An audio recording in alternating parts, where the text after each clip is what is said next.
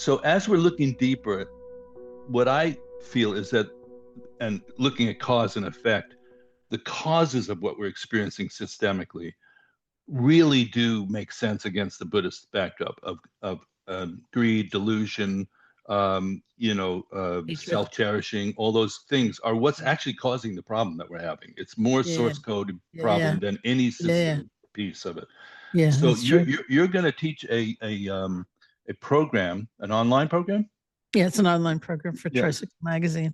for Tricycle Magazine. So we'll have in the show notes, everybody will have a link to that, and hopefully you can check that out with some fundamental sort of schema Hmm. of how your tradition looks at kind of neurosis, really, in a way, isn't it? Yeah, yeah, yeah. That's right. Could you say a little bit about the workshop and what you're talking about there? Well, the three root problems are, grasping, aversion, anger, which is anger and fear, and delusion.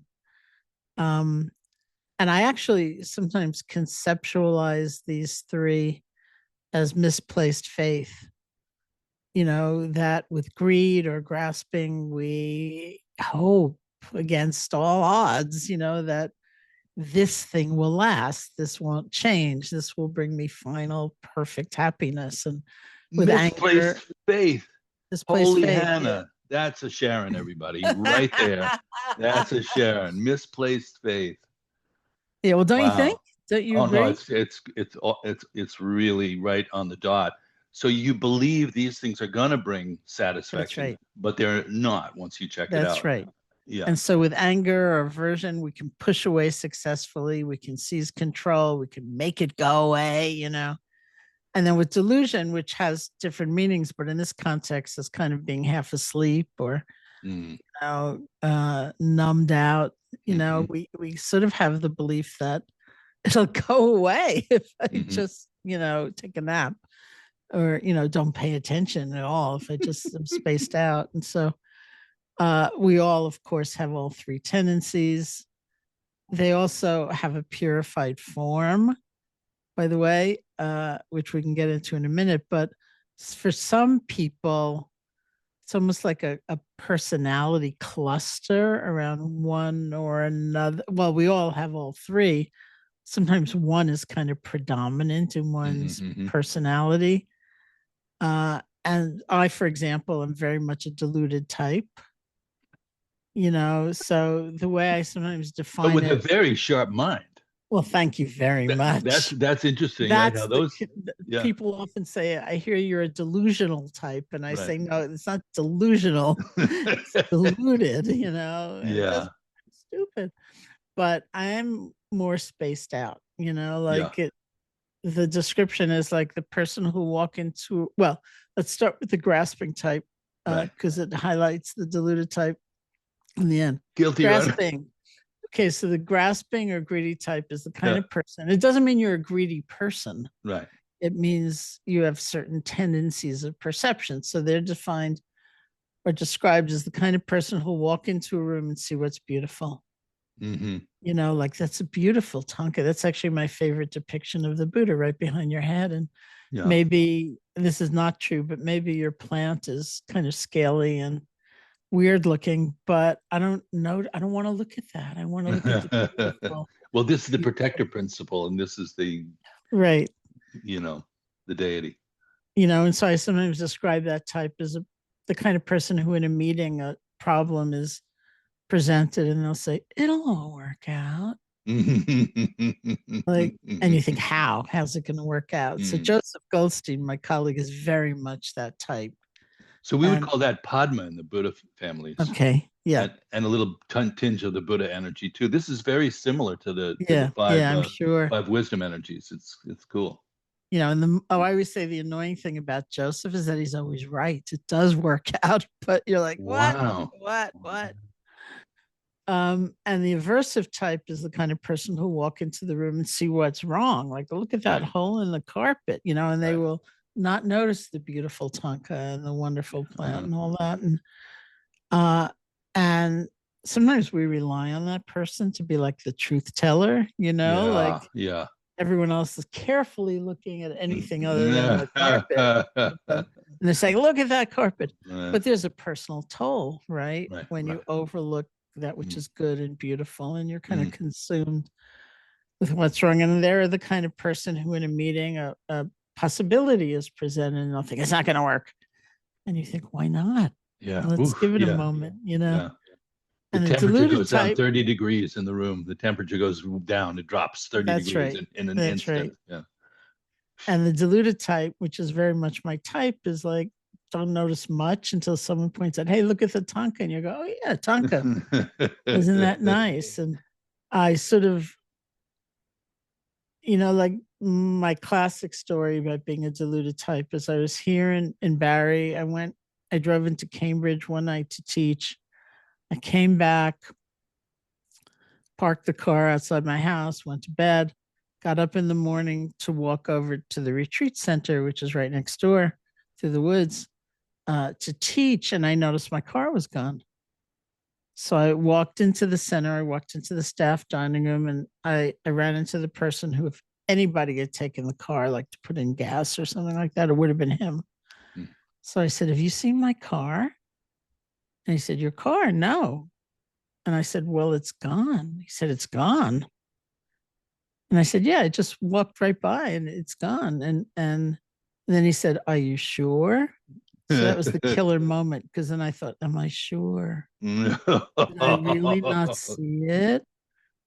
And there's a whole story about what happened to the car, but that's the incredible vulnerability of being lost in delusion. You're counting on other people to Yeah. define reality for you. That's the Buddha family of the Okay. five. Yeah, it's kind of spacious and Yeah, vast yeah, and yeah, yeah, expansive yeah, yeah. and spaced out at the other side of the That's spectrum. right. These are Somebody, very one Tibetan teacher gave me a a name when I took Bodhisattva vows. I don't actually know the Tibetan name, but I asked somebody, what does it mean? And they said it means space queen or something like that.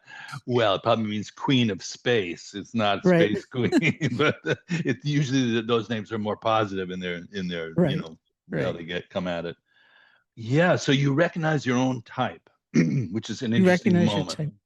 Like, And the alchemical agent to mm, transmute it to the positive mm, aspect of it is said to be mindfulness. You recognize it, you see it without immersing in it, without right. identifying with it. You understand its nature and it transitions to its purified form. Well, that's an interesting topic because the awareness is obviously clearly in mindfulness awareness. You're just training to see it without Yeah, yeah. tracking it, without being pulled into the rabbit hole with it, without repressing it. And that is a really powerful thing. I've had that thought lately meditating. It's just this is all fabrication.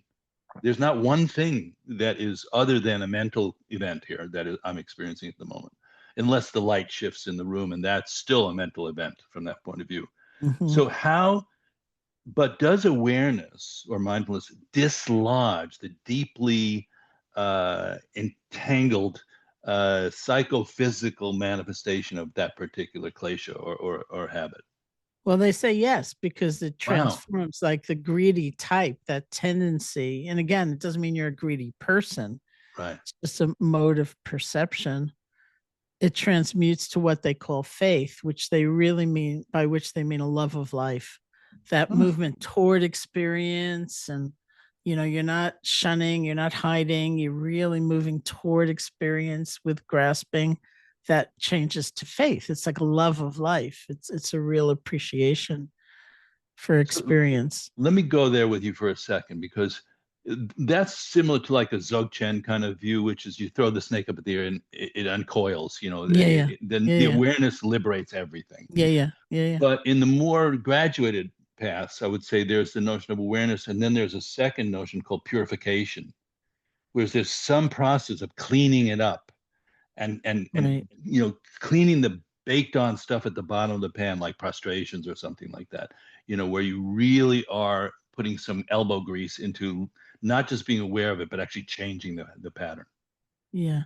Well, I mean, I would say it's closest to the mindfulness will do the work, but it's probably not that easy to be mindful of such deeply entrenched processes. I mean, that's part of my teaching of loving kindness and emphasis on loving kindness is that when we say mindfulness, and it has different meanings in different traditions, but it's a pretty intricate meaning in Theravada because it has that non-judgmental factor where you're not blaming yourself for what you're experiencing. You're also not caught up in it, and it's not that easy not to blame yourself, right? Not to Mm-hmm. add shame and dislike and disgust and all these things as we see these patterns. And that's where another practice like loving kindness practice will actually enable you to genuinely be mindful and not just kind of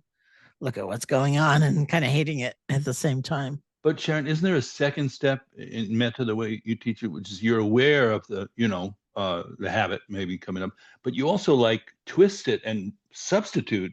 May Yeah, you well, be safe. You sure. Well, iterate a that's why positive state. it's Yeah, a complementary practice. So what I'm saying is like right. this could be a build. These other practices, I think, would be seen as building blocks toward actually being able to be mindful.